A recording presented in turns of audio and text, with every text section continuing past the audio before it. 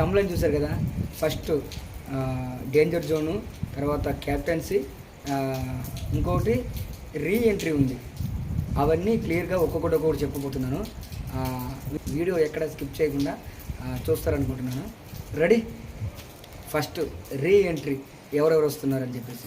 ఇప్పుడు already elimination అయి ఉన్నారు కదా కొంతమంది కంటెస్టెంట్లు, అందరూ వస్తారు.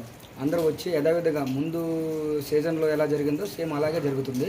ఏ విధంగా అంటే వచ్చి అక్కడి నుంచి చెప్తారనమాట అందరికీ ఎవరెవరిని నామినేషన్ చేయాలని చెప్పేసి వీళ్ళు చేస్తారు.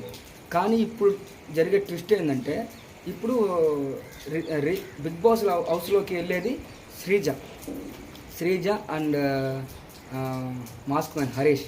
వీళ్ళిద్దరూ బిగ్ బాస్ హౌస్లోకి ఎంట్రీ ఇవ్వబోతున్నారు. మళ్ళీ వీళ్ళేమో మిగతా వాళ్ళందరూ బయటకు అంటే నామినేషన్ చేసి వెళ్ళిపోతారు. అంటే వీళ్ళందరూ కూడా రీ ఎంట్రీ కాకుండా మామూలుగా ఇద్దరు మాత్రమే హౌస్లోకి వెళ్తారు, మిగతా వాళ్ళు బయటికి వెళ్తారు అన్నట్టు. నెక్స్ట్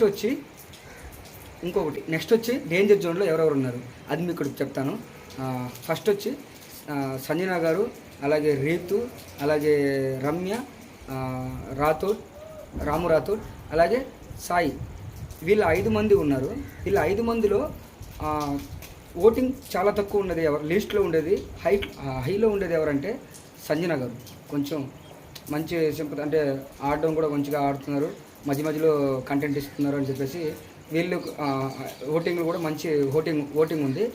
తర్వాత రీతు ఈ వీక్లో మాత్రం ఎక్కడ మంచిగా ఫిజికల్ టాస్క్ కానీ ఆ దొంగతనం ప్రతి దాంట్లో కనిపిస్తూ ఉంది, ప్రతి దాంట్లో బాగా ఇన్వాల్వ్ అవుతుంది. ఫిజికల్ టాస్క్ కూడా నేను ఆడతాను చెప్తూ ముందుకు పోతుంది. అలాగే రీతు ప్రతి దాంట్లో ఉంది కాబట్టి, కంటెంట్ ఇస్తుంది కాబట్టి మంచిగా సేవ్ అయిపోద్ది,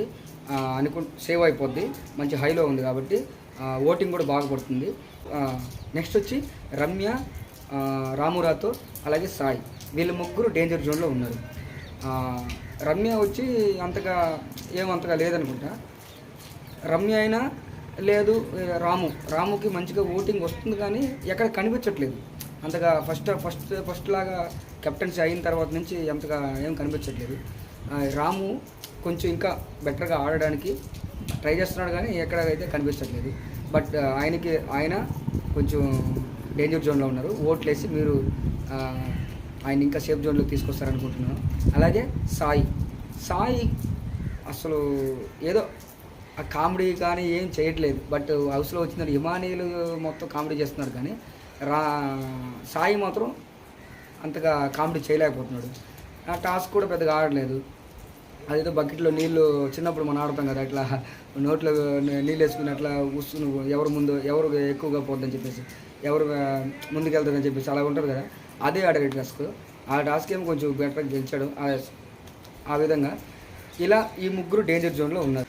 అంటే ఈరోజు మాత్రం ఓటింగ్ ఛాన్స్ ఉంటుంది, తర్వాత ఓటింగ్ ఉండదు. నెక్స్ట్ సాటర్డే కాబట్టి సాటర్డే ఓటింగ్ మనకు ఉండదు. ఈ నెక్స్ట్ ఫ్రైడే కాబట్టి ఈరోజు ఫ్రైడే కాబట్టి ఓటింగ్ చేసే ఛాన్సెస్ ఎక్కువ ఉన్నాయి కాబట్టి అందరూ ఓటింగ్ చేసుకోండి, సేఫ్ జోన్లో రావడానికి ఛాన్స్ ఉన్నాయి.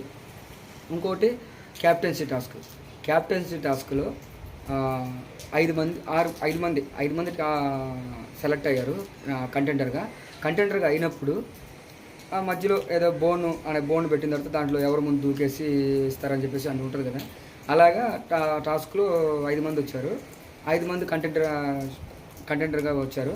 అందులో ఫైనల్గా హిమానీల్ కెప్టెన్సీలో గెలిచాడు. హిమానీల్ ఇప్పుడు 7th వీక్లో కెప్టెన్సీ మళ్ళీ అయ్యాడు. ముందు కూడా కెప్టెన్ అయ్యాడు కానీ అమ్మ అంటూ సంజన కోసం త్యాగం చేశాడు. ఇప్పుడు మళ్ళీ కెప్టెన్ అయ్యాడు, చాలా హ్యాపీగా ఉంది. ఈ విధంగా ఓటింగ్ చేస్తే కొంచెం సేఫ్ అవుతారు, ఈ ముగ్గురు కూడా సేఫ్ అవుతారు. కానీ ఎలిమినేషన్లో కూడా వీళ్ళు వచ్చినారు కాబట్టి కొంచెం జాగ్రత్తగా ఓటింగ్ చేసుకుంటారు. రెడీ, ఇది సంగతి. అంటే ఎవరు క్యాప్టెన్సీ వచ్చి హిమానీలు కొత్తగా న్యూ కెప్టెన్ అయిపోయాడు.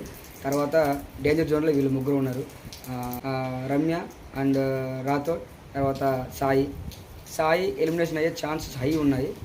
తర్వాత వచ్చి రీ ఎంట్రీ వాళ్ళు ఇచ్చేస్తున్నారు, శ్రీజ వాళ్ళు రీ ఎంట్రీ వస్తున్నారు. వీళ్ళతో పాటు నెక్స్ట్ వీడియోలో ఇంకొకటి ఉంటుంది. రెడీ